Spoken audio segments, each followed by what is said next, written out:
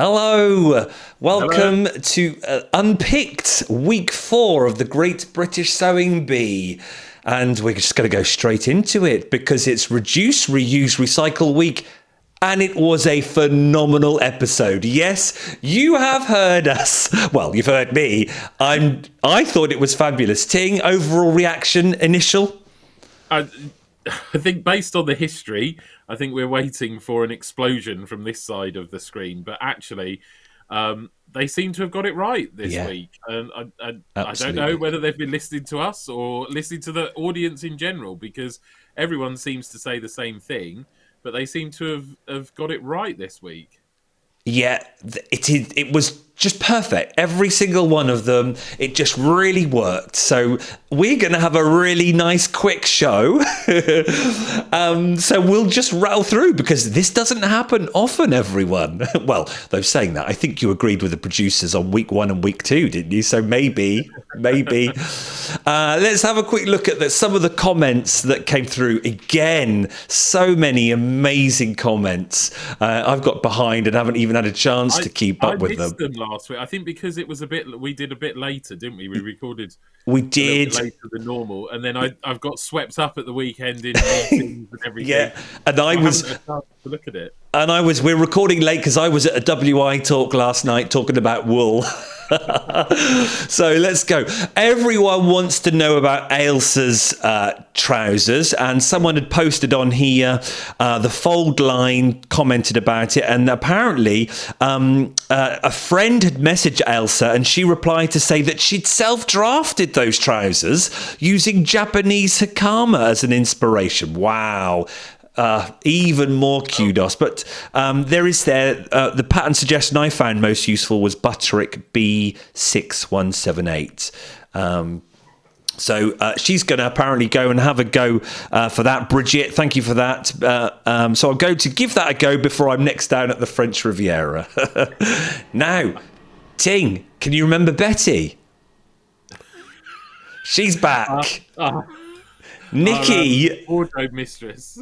absolutely, wardrobe mistress from who works on Strictly. Nikki says for last week, I actually think, which was 4 or 5 slippers. I haven't got my notes here, but there were a few. You were back to your old self, and everyone was relieved. She says, I actually think our old friend Betty has been put in charge of the production team. So wonderful. Maybe Betty will crop up. Well, who knows? The way the producers are going, might have a different series completely.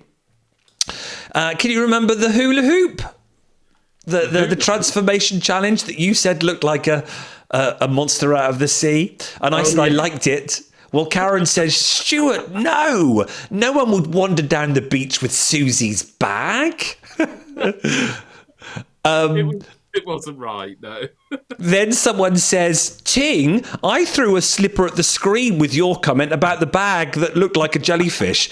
I thought it was quite creative for the time given for the challenge. So, Ting, you got one coming your way. Now, who was it? Everbee said it reminded her of a Chanel bag. Well, I went digging. Ting, you're going to love this. Everyone, this is a Chanel bag that Karl Lagerfeld, I think his name was, I can't remember his surname, designed some years back. Look at that. Well, yes, but that doesn't look anything like that monstrosity that was on there with all the bits hanging off of it. Can you imagine walking down the beach with that now? Well, that's typical designer wear, isn't it? Totally impractical. Tom's back with a fabulous message. Now Tom is really positive. He's way more positive than us.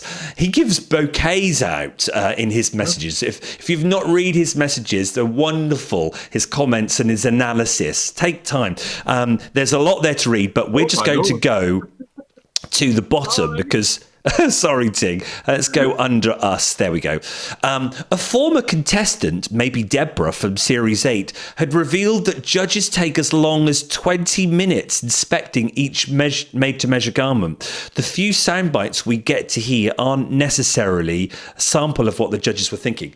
That's nice to be grounded back to that, I think, because the editors aren't sewers, are they? So no. They might not capture the whole analysis in the right method when it's edited about. Wouldn't you say, Ting? Maybe that's something to consider.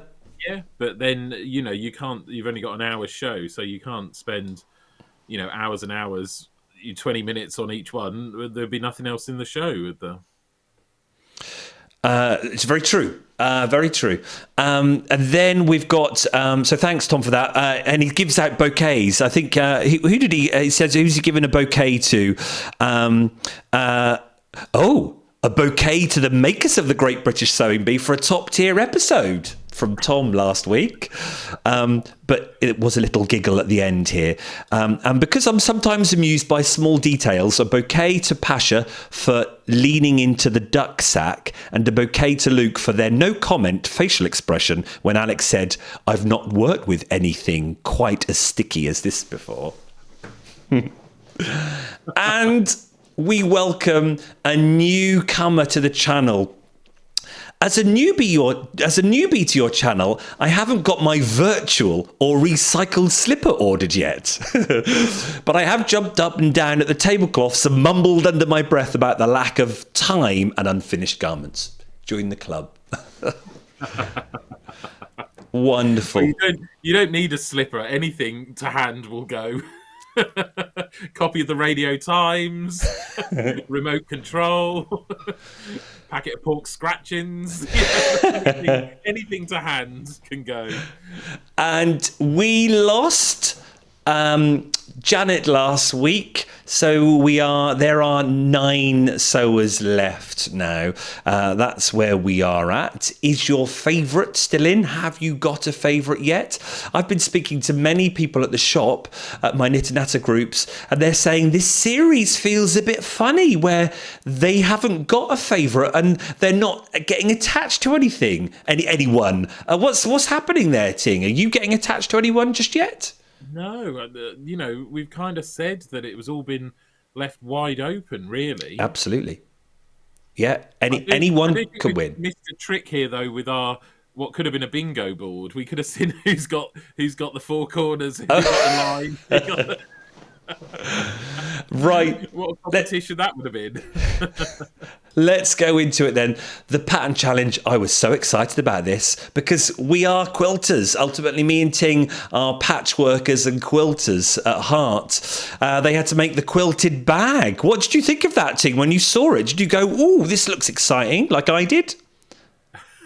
I mean, to a certain degree, I clearly wasn't as excited as you, but I think, I know we hark back to when the Sewing Bee first started and everything like that, but it has always, or it predominantly has been about sewing clothes. And I know when it first started, I spoke to a few people and said, "Oh, are you going to apply? Are you going to apply?" And they were like, "No," because they're craft sewers. They are quilters.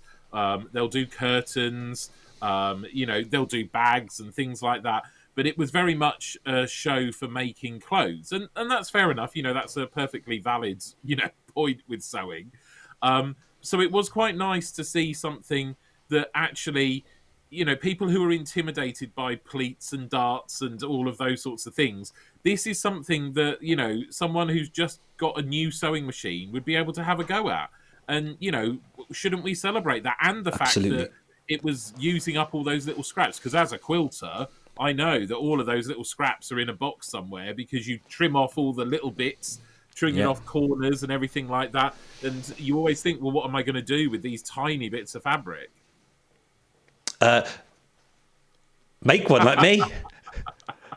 You've been at it already? Yeah, I had an organza bag, got loads of organza bag at work. And I thought, I'll just go to my scraps and then chuck them in. It was a harder task than I thought because remember, some fabric is printed on one side only. It's not like you've got solids, which you can use the right side and the wrong side. So I spent forever trying to turn. So I now feel for Susie because she had that tape measure fabric and she spent ages making sure the wrong side was on the wrong side and the right side was showing up.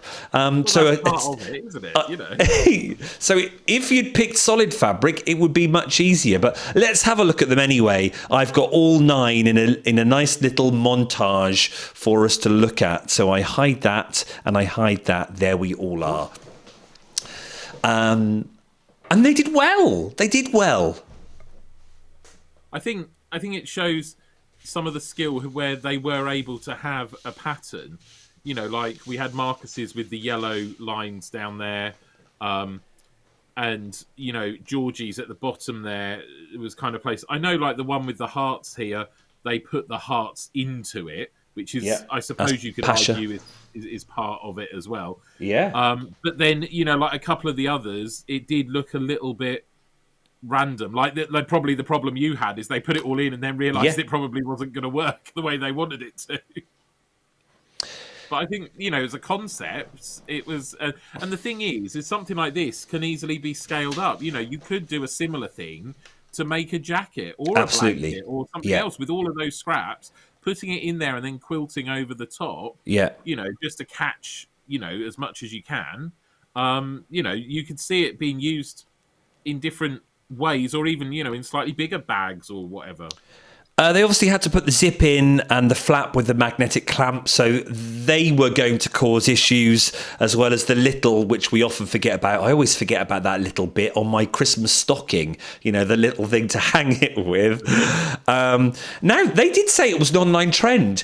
I have never heard of this trend. I've never heard of it, no. I've not seen it, and I've watched many a video with quilting and quilting fabrics and everything like that. I've not seen it, so whether it's fairly recent or whether it is literally just passed me by. But it was lovely seeing them, lovely to see them quilting. They gave them the right tools. They even had tables at their sewing machines, so it didn't flop down, because that would have been a nightmare. They had their walking feet. Yeah. It was interesting seeing how they measured their grids on our show with Carol all gathered up. I was doing the demo this week, Ting. Hence why, actually, I had it made. And we were talking about grid lines and how to get them on. And they had their meter rulers out drawing their lines. You'd think they would have, you know, given them like patchwork rulers or had some other forms of rulers there. I mean, I know we still want to waste BBC licence payers' money for one task, but you know, I suppose if you were a proper quilter, then yes, you'd have your proper grid rulers to do it with. But for a one-off task, I imagine looking at those squares, I can see the one just above me with the hearts. That looks like it's a ruler's width apart. So actually, it was probably easy for them to draw on. It might have been those grid lines quite easily. And there are some great designs there. I have to say, Alex's did stand out for me. It was cleverly done, where she was trying to get those blue bits, because they did have to use confetti. At first, I thought, why have they cut them up so small? Just use bigger pieces, because trying to get all those pieces flat so you've got everything covered and no windows of just organza is going to be really hard. So I went back to rewatch it, and they were specifically told to cut up the fabric into confetti bits. Because it's not quilting as we know it, where you would have a front fabric and a back fabric and some wadding in between. The small bits of fabric were what were going to give it the weight it needed to hold its shape. So the ones that did have less fabric in, which I think is actually Don's behind you, they've lost the outline, because Don didn't put enough fabric pieces in, because you needed 2, 3, 4 layers of those little bits to give it the stiffness that you'd normally get from, you know, the wadding or interfacing that you'd put in between 2 solid bits of fabric. So, you know, that's where it was different. And that's where it uses up so much fabric, you know, because you're using the thickness of that stuffing of all those bits of fabric to give it the weight and shape.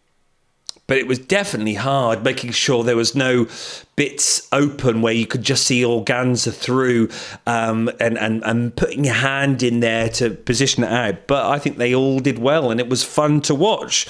We had Don in 9th, Susie, which down here in 8th, and I think that was their main issue, was with the organza being floppy and not enough in there, and some sewing issues. And then first was with the hearts, was Pasha, and second Ailsa. And considering we saw Ailsa coming with her garment of the week and those trousers, are we now starting to see, right, maybe there is some stirring, Pasha's up there again, Ailsa's up there again.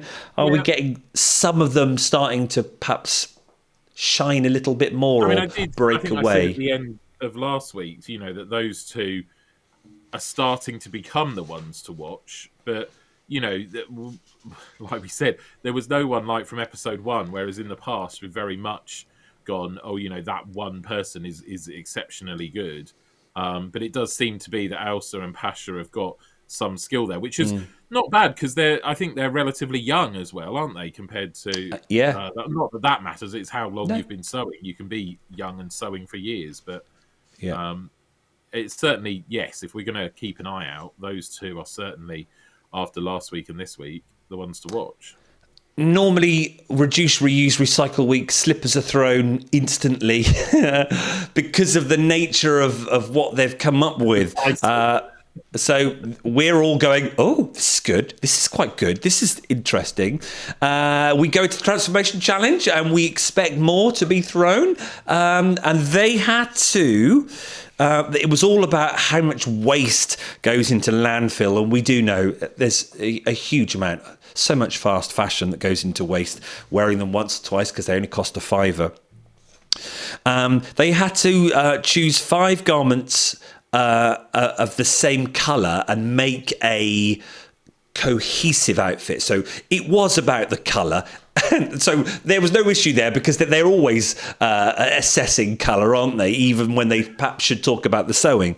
So we knew colour was going to be a big part of the criteria regardless of whatever they've made. They had to turn it into something new and interesting. Well, there are our new interesting garments. What did you think about this as a challenge? Well, so again, the idea is that normally the slippers are basically on a complete barrel gun, just constantly, going during the episode.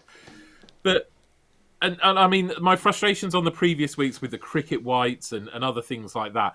But with this, they actually made the point that these clothes had come from waste. They weren't in a charity shop. They hadn't gone and been bought from a charity shop.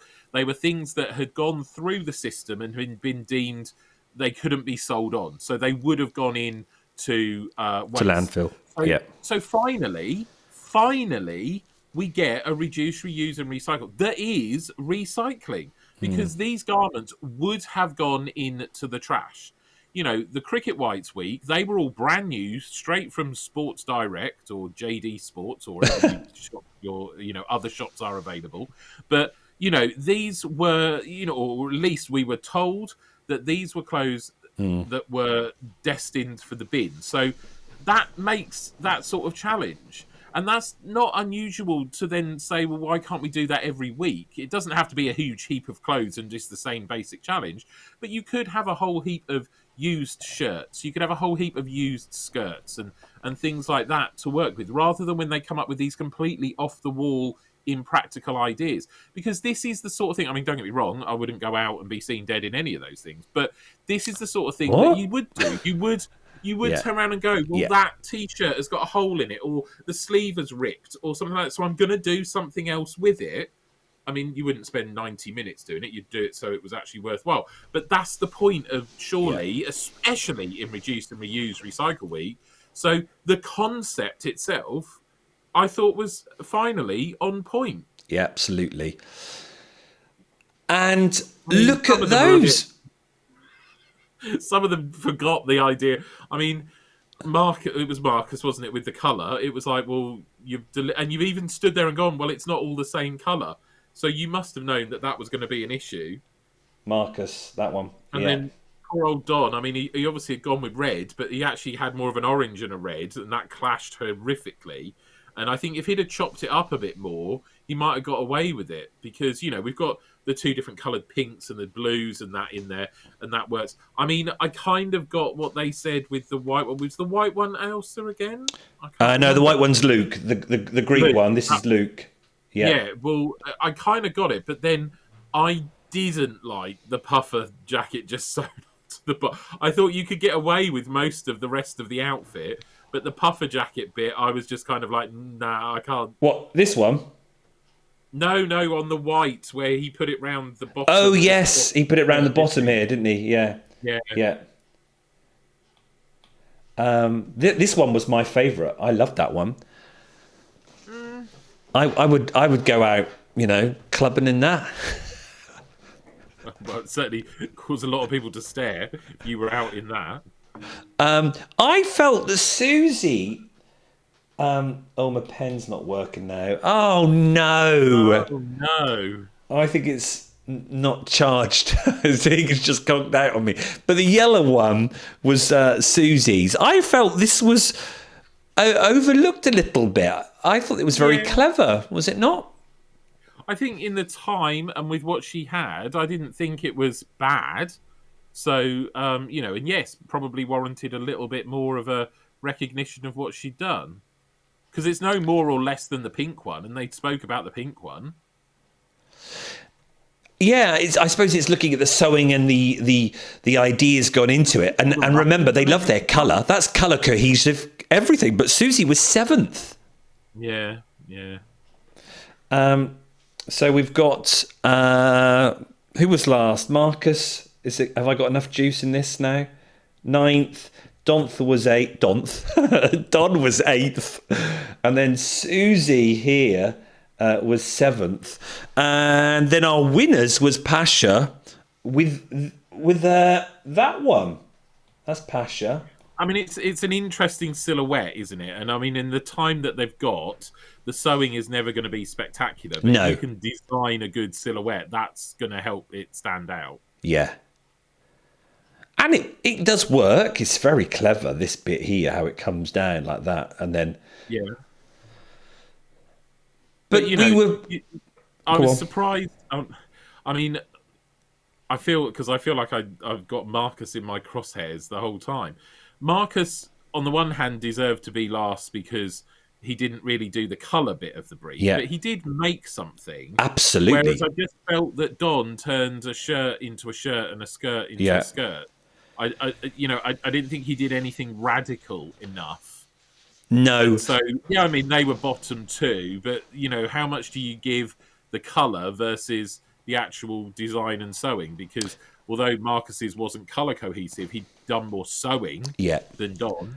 I think it was always going to be about colour, which is why I thought Susie's, was perhaps... should it have been further up, because that's what they actually use that word colour cohesive and turn it into something new and interesting. So it was probably always going to be up there, but that means Pasha has got 2 firsts. We don't often see that, do we? Well, we haven't seen it very much so far, have we? No. And then we go into made to measure. You got your wedding dress? It's a fascinating task, because we actually do know some people, they wear that wedding dress once and that's it. So they had to get hold of a wedding dress and transform it and give it a new lease of life, turn it into a party dress. But they still wanted to see aspects of the dress, the wedding dress, in the finished garment. And that's where some used more of their original and some hardly used any. But hey, it didn't say it on the brief, did it? Just said some aspect. Patrick, I think, said at one point you might keep the bodice or you might keep a sleeve or whatever. And then the sewers were allowed to obviously choose and buy their wedding dress. So it didn't give them much chance to practice, because you're not going to buy 2 wedding dresses or borrow 2 wedding. Well, even if you do, you're not going to get 2 the same. No, exactly. So that scuppered that up there. But they were allowed to then deconstruct it and then dye it, obviously, to turn it into... So it made it easier to be a different dress. So it's interesting, party dress. So it's going to be interesting to see what they did with it. So let's go through them. I've got pictures of all 9. We can scoot through them all. Press the right button. Made to measure. There we are. So Alex... Yep. Oh, I love this. As soon as I saw her do the paint, I went, this is my favourite. Just knew it. Yes, I mean, the idea of painting... I mean, I suppose, we go from the first challenge where I was like, oh, it's making it more accessible to, perhaps the novice sewer. And then you get to this challenge where, nothing against Alex or any of the other designers, but you have to have a flair for... that kind of design and painting the fabric and dyeing it yourself. And if you're not a very confident sewer, you're not going to be designing your own fabric patterns. And I just felt we went from having something that was really easy that a novice sewer could do to this, which was then way off the chart, which on the one hand is brilliant for these sewers. We want to see what they're capable of. But for example, I'm not a designer. I'm not great with. I can look at a fabric and go, I love that fabric. But if you said to me, can you design that fabric? I would go, I don't know how to do that. And so, it was wonderful. I love the fact that she did the little bit of extra there underneath and everything. I loved the way that it was painted and the voluminous nature of it. You could see it as a party dress. Absolutely fitted the brief. Yeah. But as an overall task, I would be really intimidated thinking, I've got this wedding dress. I've got this idea that I'm going to paint the fabric and I don't know how to do it. Yeah. But we've seen a fair bit of Alex now. She is definitely creative. Did she say, was it this transformation challenge or was it... Oh, no, it was the patchwork one. I think she said she'd been wanting something like this to come up. And I think she felt comfortable with that. I think it was that one. Oh, I can't remember now. I'm sure commenters will tell us. But she said she was ready and you got the idea that she'd perhaps been practicing for years and that she loves the show. I think she's made a comment that she does do a lot of the kind of reuse and that. So when we did the tablecloth one, which I said should have been on this week, and there's been a couple of things that should have been on this week. But if you're used to recycling stuff, then you're going to be laughing. And Susie, I think, is reused to. She's already commented several times that she goes to charity shops and she repurposes. This is no particular order, by the way. If that had been me, I'd have probably been more like Pasha here, where I would have taken the dress and I would have just dyed it one colour. Yeah. I'd have gone, I quite want a navy one or a red one or whatever, because I would be intimidated to do the painted fabric like we saw on Susie's and Alex's and that. And that's where, and I know you're saying, well, let's pick out who's good and who's not. But you might be an excellent sewer, but that doesn't necessarily mean you want to design your own fabrics. In the same way that you can design your own fabrics, but you might not be able to pull it all together into a coherent thing. So they were two different skills, I think. True. And we have said that about the transformation challenge. It's a different skill in the transformation challenge compared to everything else. You follow a pattern and you're a sewer, or you're a creative free thinker and a maker. The two are quite different. And we've seen that over the years. Some people are just brilliant at the pattern challenge, and as soon as they go to the transformation challenge, it's like, oh, this is not my cup of tea at all. Yeah. Marcus. I've got two shots of Marcus just so we can see the long shot, but it's very difficult to see the beautiful lace work. But you can see the trousers there, and then you've got the close-up. I don't know why he didn't dye. Or, I mean, it's a big ask to the model, but is it supposed to be worn without a white T-shirt underneath? Because having the white T-shirt underneath, you lost everything. So... why not dye it? Why not put a colour on it? Because even if you wore a white T-shirt under it, it'd still stand out. Whereas I feel that white T-shirt took it away. If he was bare-chested underneath, you might see more of the pattern and design. Or if he dyed it black and was wearing a white T-shirt underneath, you'd see the design. I feel we lost it. But I don't know, was the guy wearing all of that because it wasn't sewn very well, was it? Was he frightened it was all just going to fall off and he'd be left in there? I don't know. But I think, yes, you can see it there. There's nothing to it. This could have been a Dolce & Gabbana catwalk had he have worn a black vest top underneath. Or, as you rightly say, he's a good-looking man. He could have had his chest out in that. And remember, it's a party dress. Or a party outfit. This is a party outfit for a man. It's not. Did he miss the brief? Well, this is it. I mean, I haven't. I know it was last night or whatever, but I haven't watched it again. But I'm pretty sure they probably said party outfit, so it leaves it open. But if you've got a wedding dress, why wouldn't you make a dress? Marcus now stands out because he didn't make a dress. And does this scream party? I mean, a 3/4 length trouser on a man is just not the right thing anyway. No, it doesn't. I mean, it doesn't. Crime against fashion in itself, but does it scream party for a man? Why not? Even if he'd have done a similar concept, but for women. But I still think it needed to be another colour. And yet again, we've got him going off track. I mean, I do feel he was lucky this week because he hadn't stuck to the colour brief, and then we've got this, and it wasn't finished. I think it would have been more party-ish. I'm going to a gay pride party. Then it would need to be black because that's what I see them all in, and I would have my vest top underneath, black lace. That would have dyed beautifully, and it would have looked like a party. Whereas it still looks a bit formal, doesn't it? This. I don't even know if it does look formal. No. I don't think it's got a shape. I don't like 3/4 length trousers. They weren't sewn properly. You can't see, even with that picture there, you can't see the lace detail. No, And what's no. on it. I just feel he was very lucky. If it was dyed hot pink or anything, it would have you would have seen the exquisite lace then. Difficult one there, Marcus. But he's trying to think outside the box, which does make it exciting for us because we're seeing something different. Maybe. Is it exciting or is it just cringeworthy? Well, it could have been exciting. Maybe just slightly missed the mark. Lauren, that's a party dress, isn't it? A party outfit. Absolutely, yeah. Although I think I said to you on the text, I'm slightly concerned that the 80s are back. I know. We are seeing a lot of them, aren't we? Some of the silhouettes, they were very 80s-esque. Yeah. Georgie, I felt for her here because it was like, it's a nice party. It's a garden party. A party dress for a garden party. I thought it looked like a nightie. I know. It's just, it was exquisite close up.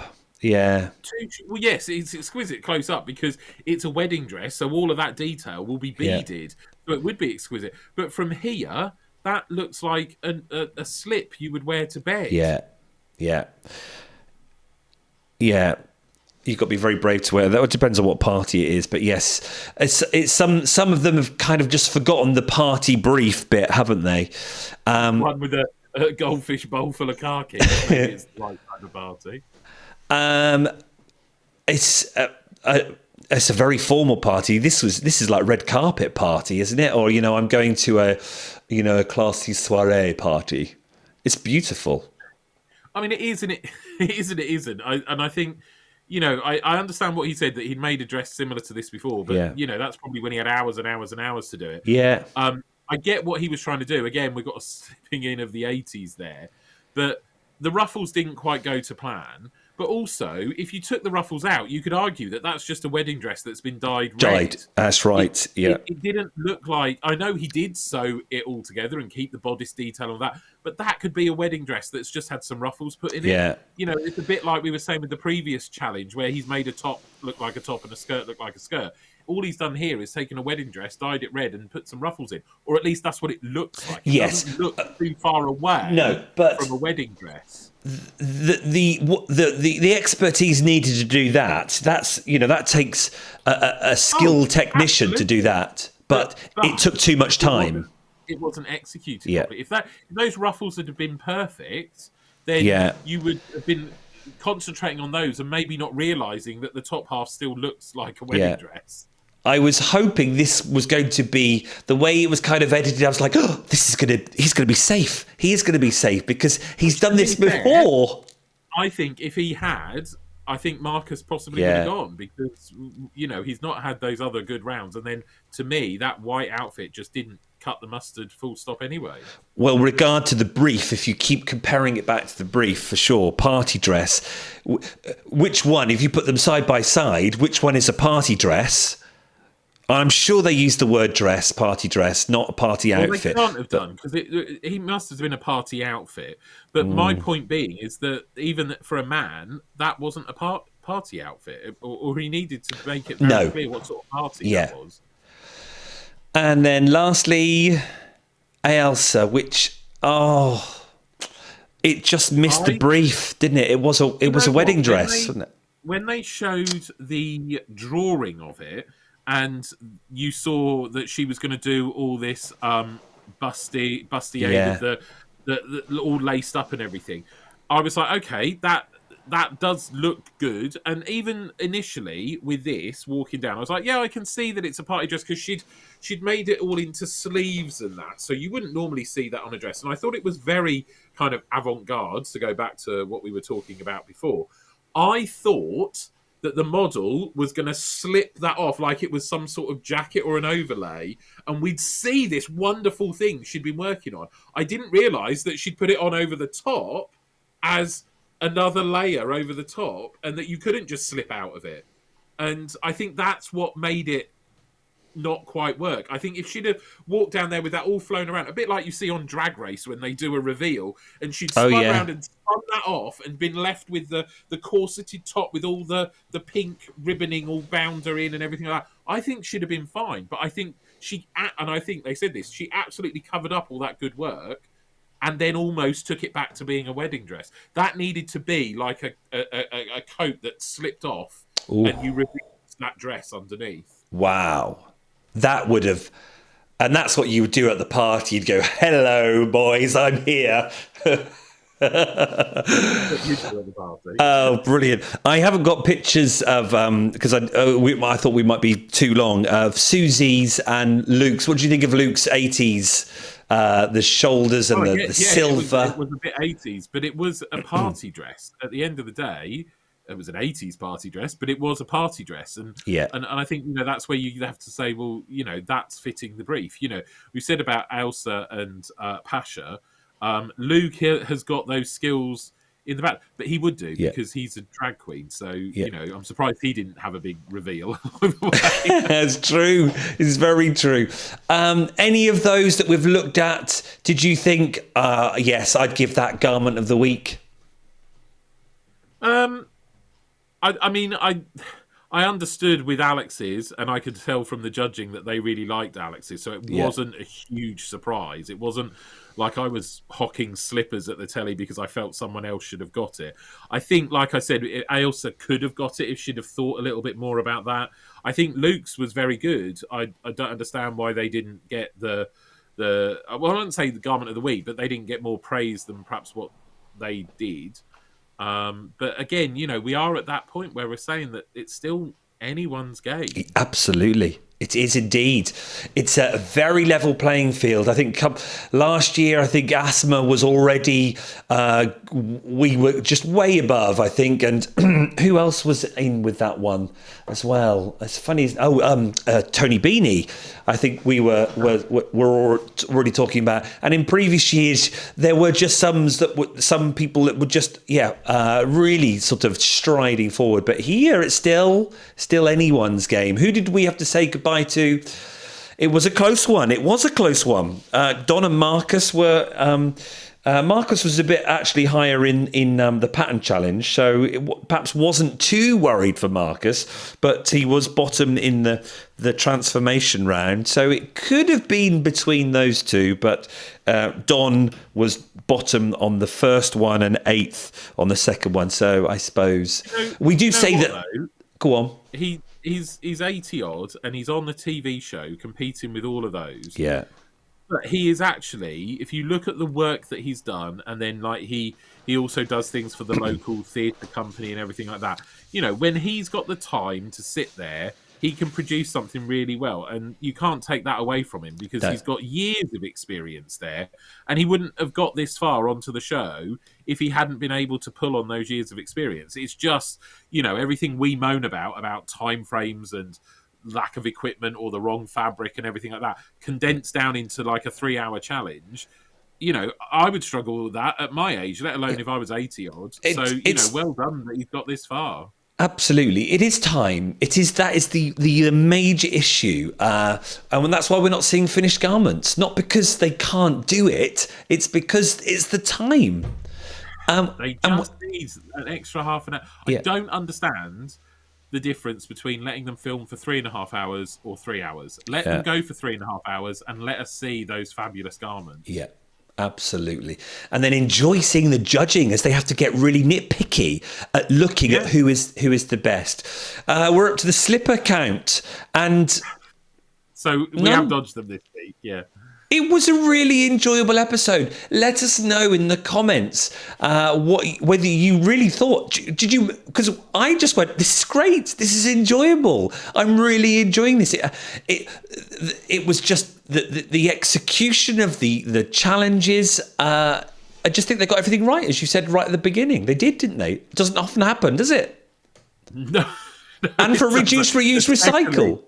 Especially on reduce, reuse, and recycle week. So remember last week I said that early on in the days when they were planning it all out, and they probably had the post-it notes for week 1, week 2, week 3 challenges. And we said last week that we thought that it dropped down. The tablecloth challenge should have been the pattern challenge for this one, and the work experience boy picked it up and put it under, got them the wrong way around and put it onto week 3. Do you think it was good as it was, or should that tablecloth have been instead of the quilted bag? What do you think now? It's a difficult one, because I think the tablecloth would have certainly held its own in this week if you'd have put that in on that challenge instead of last week. But it was also interesting to see something that wasn't a garment, that didn't need to be made to measure and put onto a mannequin and everything else like that. Whether you could argue that you could have done that any week with, a different fabric or a different, week, you could have had it as an evening bag and had other bits in, couldn't you? And you could have still had the tablecloth on this week. So I think the tablecloth fitted better with the idea of, like, you've gone to a charity shop, you bought an old wedding dress, an old tablecloth, and then you've got a sack full of pink clothes you're going to turn into something. If you were going to say, let's go to the charity shop, and you could do that challenge, whereas the bag challenge relies on you having lots of little scraps of fabric left over, which, if you're a clothes sewer, you might not have. If you're a quilter, you probably do. So, I think it swings and roundabouts. I still feel it was a little off-putting to turn the tablecloth in on a holiday week. But there you go. Well, that was 40 minutes. That was the quickest show we've done. And it was probably boring to watch because there was no controversy at all. Let us know. That's why these shows often work, when actually you have one disagreeing and going, oh, why not? I thought that was great. No, that was rubbish. I thought so you might have just breezed through. You might have even skipped through. But if you're still watching, let us know. But it was good. Let's have more of this, please, producers. You've got it right. Next week, I think you're going to get it right again, because we loved it last year when we had African Week and we had the guest judge. Well, next week, we've got Celebrating India with the guest judge. And we loved it last time, didn't we? The guest judge was brilliant because we got a whole different feedback when they judged items, didn't they, Ting? But they only came in for the last challenge, so there's still plenty of scope for the producers to mess up the first two. Let's see. I think it's going to be exciting. I think it's going to be colourful, and it just adds another thing when we have the guest judge in. So there we are. Let us know in the comments what you thought. Did you throw any slippers? This might be no slipper week for anyone. Maybe. And then Tom will be throwing his bouquets. Somebody will be upset about wedding dresses. Oh, there we are. Lovely. Thanks, everyone. I hope you've enjoyed it, and we'll see you next week, week 5, halfway through. And I've got lots of bundles to show you. I've got to flog some sewing cotton and some fabric. So if you like making, if you like sewing, next week I'm going to show you loads of offers when I used to sell fabric and sewing thread. I've still got some left over. I'm going to give it to you all for bargain prices. So tune in next week too. All right, thanks everyone. Cheers, Ting. See you next week. Okay. See ya.